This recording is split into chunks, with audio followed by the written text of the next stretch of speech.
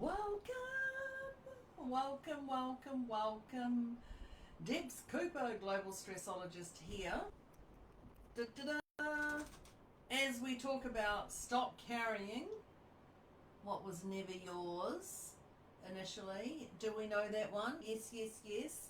Right, let me jump over here and make sure that this other one's going. Let me know if you're a hashtag here on a replay or if you're here live, would be awesome. Let's go.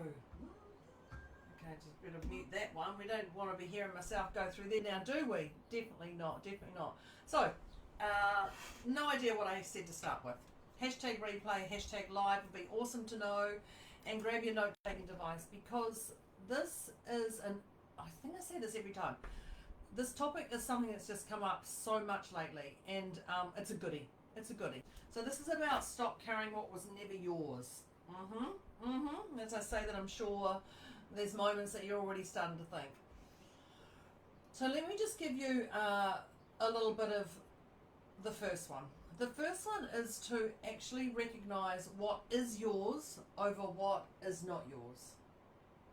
So you actually want to separate your emotions from what you're taking from other people. Does that make sense? So it does. So all of a sudden, here's some signs that this actually shows up. So I think about this, and I think your mood shifts suddenly after being around certain people. So remember, this is actually what's yours and what's not yours. So your mood shifts when you're being around certain people, and it happens suddenly. Or you feel heavy or tense or irritated without a specific reason. You just feel that on edge. Or you're replaying those conversations that weren't actually about you. I know. You know what this is? It's something like, when I think about this, hi Shari, hi Gail. When I think about this, you're walking into a meeting, feeling great. Everything's all, yep, perfect. I feel like I've got this. Someone else is stressed. Someone's flustered, or they're emotional, or they're on edge. And all of a sudden, you're anxious, you're overthinking, or you're carrying some sort of urgency that's not even yours. Even though nothing in your world has changed, what you've done is you've taken that person's stress and you've rubbed it all over your body. All over your body. Yeah, we know those ones. Thank you very much. So, what I want you to do is, instead of rubbing it all over your body, because there's better things to be done with your body, I want you to pause and ask, what part of this is actually mine? What part of this is actually mine? And when you get present and grounded and you pull back and you stop, you actually can answer that question. But while you're spinning around, you're not going to be able to. So when you're asking that question, I want you to really just feel your body. Notice your body first. And just know that the emotion is often absorbed before it's understood. So you can feel it before you can actually go, what the heck is that? What you're going to do is, when you've realised that, you're actually going to mentally hand it back what doesn't belong to you. And what you're going to do is go, thank you, that's not mine, you can have it. And that's literally what you can do. Thank you, that's not mine, you can have it. And you're mentally handing that back to that person. Even when they don't even know they've got it, some might even know. Some might, even though it's hashtag state the obvious. So the key here to remember, when I think about this, is always remember that awareness is the key here. Awareness, just on its own, can often dissolve the stuff that's coming up. As soon as you do awareness, it lands it, it clears the slate for you. Does that make sense just on that particular one? Okay, so that's about what, recognizing what, if it's really truly yours. The next one I want you to think about is, oh, I love how we've got a thumb mark. That's great. Is interrupt the habit of emotional responsibility. Interrupt the habit of emotional responsibility. And when I want you to think about this, I think about this as coming from my parents, is if it's not broken, don't fix it. So not everything needs your fixing. Not everything needs your fixing or your managing or your soothing or whatever it is. Not everything needs it. So to know that these signs are coming up for you, when you know these signs are coming up,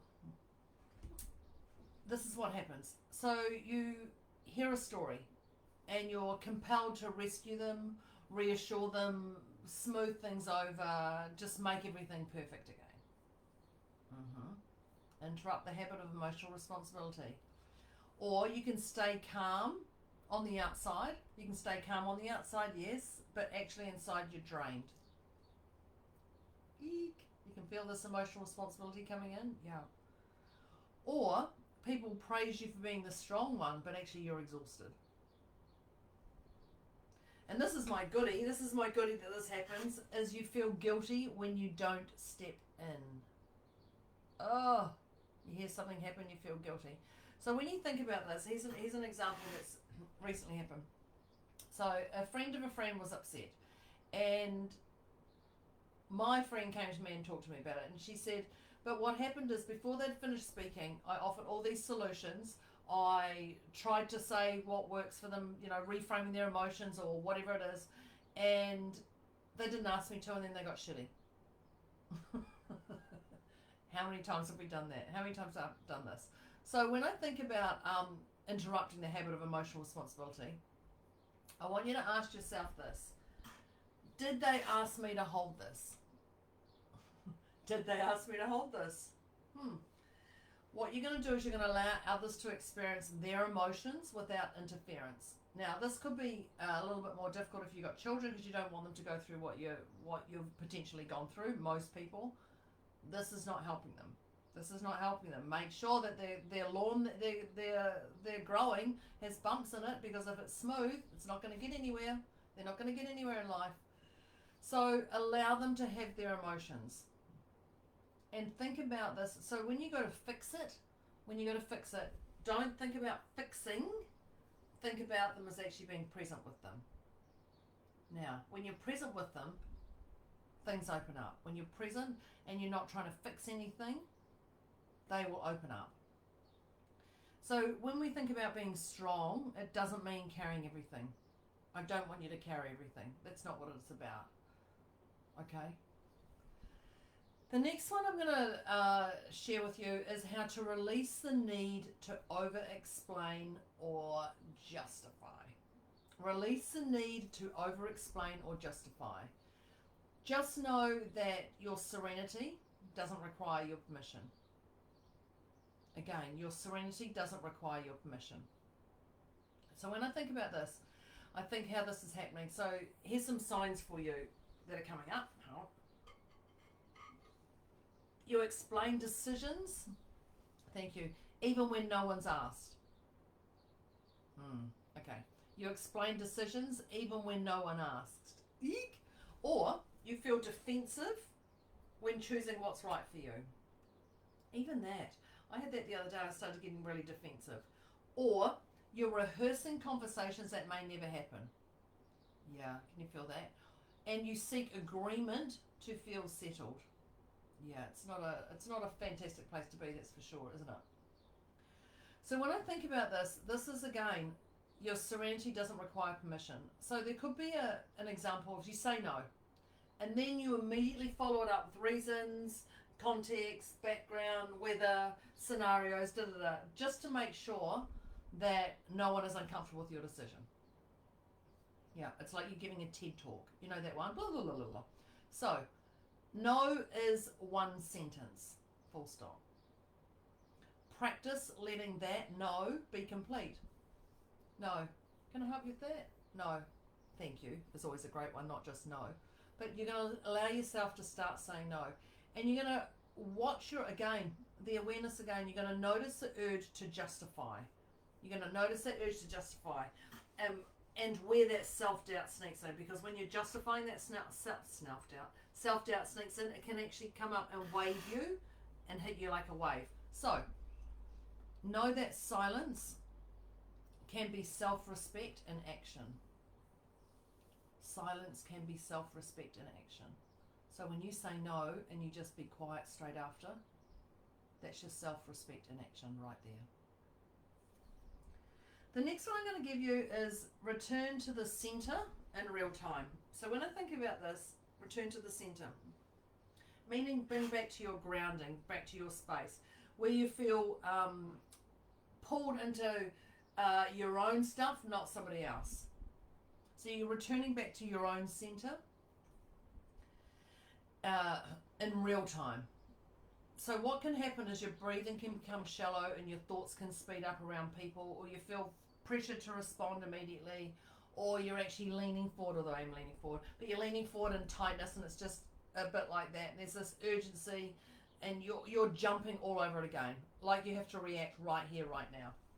So when this hits you, you're going to bring your attention to your feet, to your breathing, to your posture.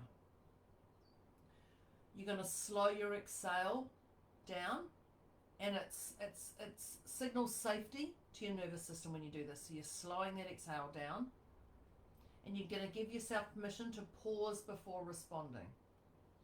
Pause before responding. It's just one step, just see how you go. And know that calm and serenity is a choice you can return to at any time when you're ready. Yeah. The next one I'm going to say to you is, don't take life seriously. Okay, it's actually a little bit of a difficult one when I say don't take life seriously, but there's things you internalize people's tones and moods or behaviors or anything like this, or you assume responsibility for how others feel. So when I talk about the don't take life seriously, you take your, you're going to take your partner out and they're in a mood, so you over-explain to everybody and you justify their mood, their emotions, so that you feel better. And that can take you down. So what you want to do is know that people respond in their own time, from their own world, when they are ready.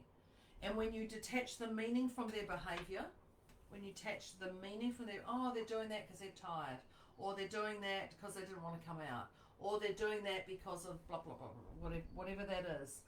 You're not justifying anything. What you're doing is you're detaching the meaning from their behavior, and you go, okay, there you go, that's it. And just know that lightness restores that perspective we've got. That lightness restores that perspective. Now, you may have seen me have a little drink. Don't worry, it's not anything exciting in here. It's a little drink for me.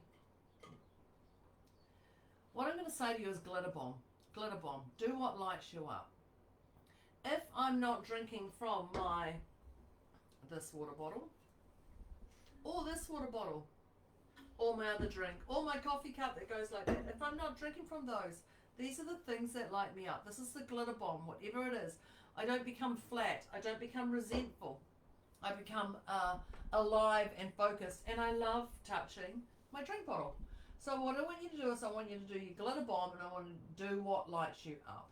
Now, when I say what lights you up, that could be anything. For me, it could be the texture. It could be the glitter. It could be going outside in the garden. It could be standing in the sun. It could be ringing a friend. Be careful that you're not taking on their emotion. Just saying. Anything. So just your energy is going to bounce back, and it's going to keep moving forward when you're actually in a glitter bomb alignment. Yes, a glitter bomb alignment is exactly what I said.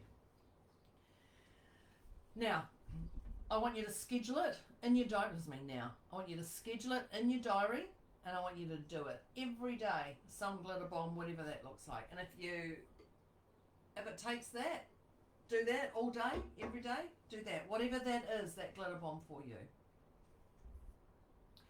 And my little note-taking device, I'm sure you've written lots before, but I'm going to say you are not alone. You are not alone. Debs is here. Often we think we should have it sorted by now. In our life, or whatever age you are, you think you should have it sorted. And guess what? You don't. You don't ever get it sorted. You don't ever get it sorted, but we plow you through to have fulfillment.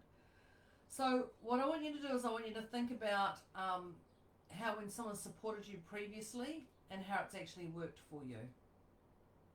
Because when you reach out for support, it actually softens the load. It softens the load that's going on around you.